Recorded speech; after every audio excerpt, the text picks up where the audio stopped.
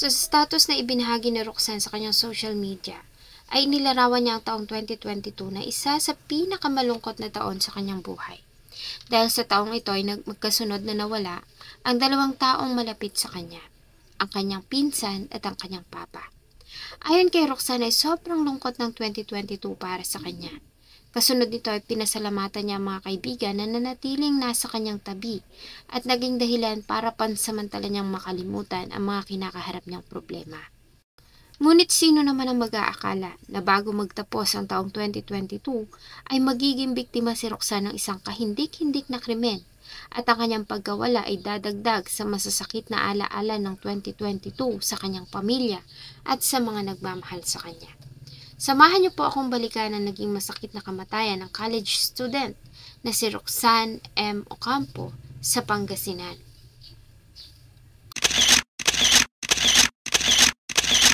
Bago ko po ipagpatuloy ang ating kwento, sa mga bago po sa channel ko at nais sa mga ganitong klase ng kwento ng krimen na nangyayari sa loob at labas ng ating bansa ay maaari pong pakipindot ang ating subscribe button at notification bell para ma-notify kayo pag may mga bago tayong upload na videos.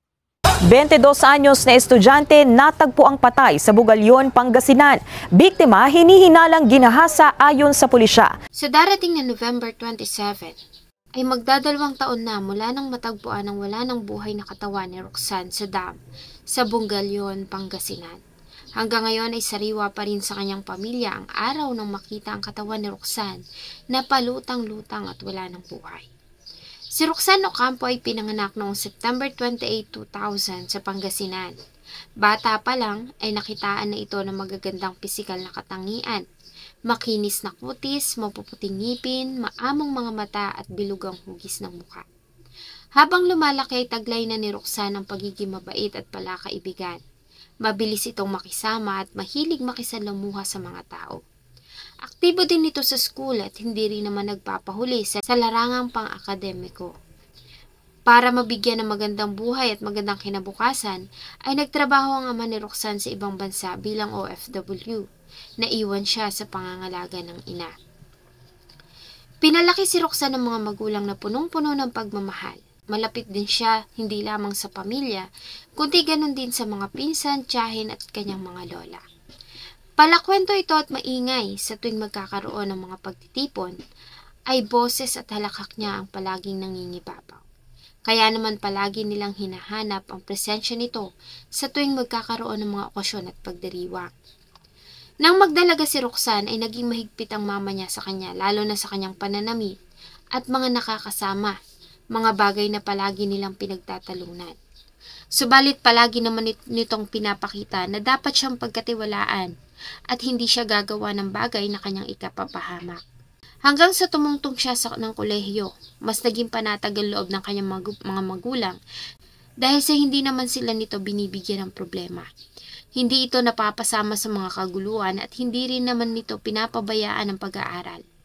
Sa katunayan ay magtatapos na sana ito ng kolehiyo bilang scholar nang maganap ang masakit na trahedya na hindi na makakalimutan ng mga taong nagmamahal sa kanya.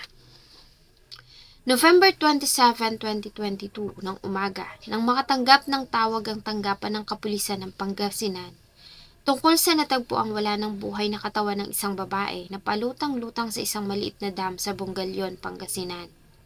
Ayon sa isang magsasaka, ay naglalakad siya patungo sana sa bukid nang makita niya ang katawan ng biktima. Agad namang nagtungo doon ang mga pulis.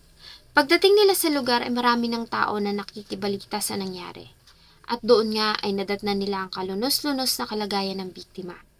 Sa tulong ng ilang residente at investigador ay iniahon nila ang katawan mula sa tubig. Wala itong suot na pang iba pang kasuotan, kaya naman una na nilang hinala ay biktima ito ng panggagahasa.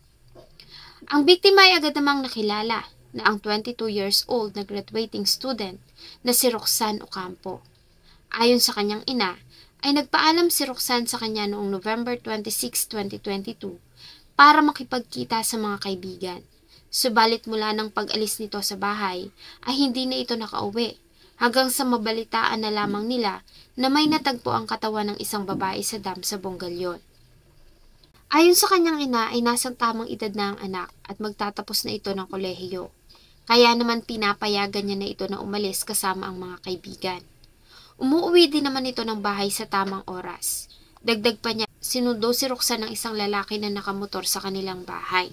Dahil dito, ay agad na sinimula ng mga kapulisan ng Pangasinan ng isang masinsinang investigasyon. Una na nilang hinanap ang mga kaibigan na huling nakasama ng biktima bago ito na matagpo ang wala ng buhay. Pinatawag lahat ng mga person of interest namin na nakainuman niya. Ayon sa report noong November 26, 2022, ay nag-inuman ang magkakaibigan kasama si Roxanne. Nang malasing ay isa-isa na silang nagpaalam para umuwi, habang si Roxanne naman ay napagkasunduan na ihahatid ng isa sa kanila sa tinitirhan nito. Subalit nang umalis sa lugar ay hindi ito nakarating sa kanilang bahay, bagamat natagpuan na lamang ang wala ng buhay nitong katawan na palutang-lutang sa maliit na dam sa Bungalyon. Dahil dito, ay agad na inaresto ng mga pulis ang lalaki na huling nakitang kasama ni Roxanne, ang 21 years old na si Dominer de la Cruz. Si Dominer ay inaresto matapos na matagpuan ng tsinelas na pagmamay-ari nito sa crime scene at base na rin sa naging testimonya ng mga witness. Ito kasi ang tinuturing huling lalaki na kasama ni Roxanne bago ito natagpo ang wala ng buhay sa dam. Hindi po natin tinigilan ito. Ang order ko doon sa PNP, within 24 hours, nahuli nila. In fact, within a period of 6 hours lang, huli na.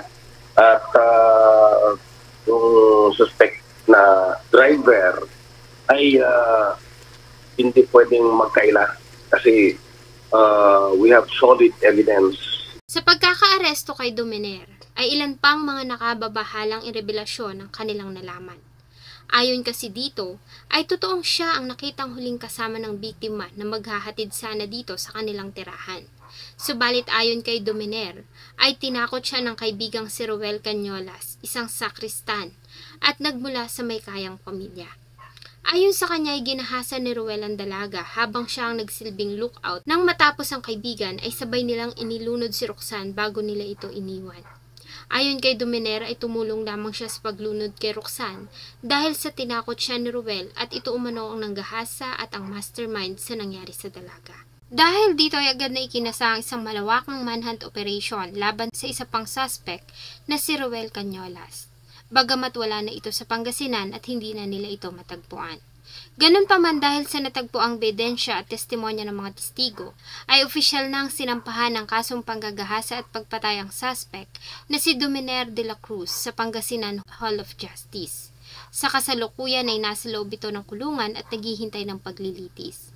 Habang patuloy namang hinahanap pa rin ng mga pulis ang isa pang suspect na itinadawit nito sa kaso.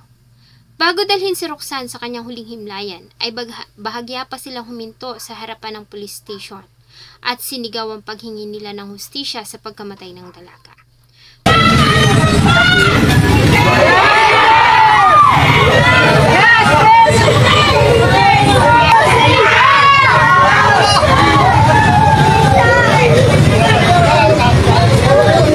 Para sa pamilya, ay malakas ang kanilang paniniwala na hindi lamang iisa ang gumawa nito kay Roxanne at hanggang ngayon ay sinisigaw pa rin nila ang hustisya. Sobrang sakit sa amin, ma'am.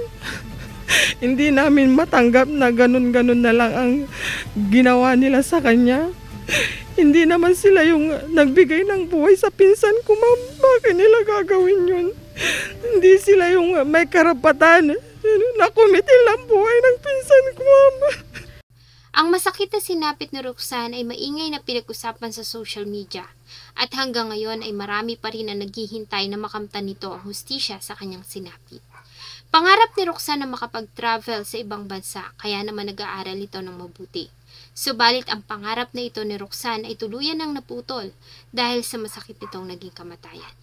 Hanggang ngayon ay patuloy na sumisigaw ang kanyang mga kaibigan at pamilya ng hustisya at hanggang ngayon ay hindi pa rin naaaresto ang isa pa sa mga itinuturong mastermind sa nangyari sa kanya. Bagamat nakapiit na at naghihintay ng paglilitis hanggat hindi napapatunayan ng hukuman na sila ay nagkasala ay mananatili silang inosente. Ano nga kaya ang totoong nangyari kay Roxanne noong gabi ng November 26, 2022?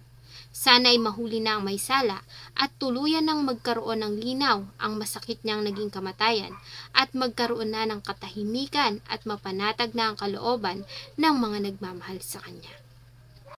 Sana po ay nagustuhan niyo ang isa na namang kwento na akin pong ibinahagi. Marami pong salamat sa inyong patuloy na pagtangkilik sa akin pong mga videos. Huwag niyo pong kalimutang mag-iwan ng inyong saloobin at suggestion sa atin pong comment section.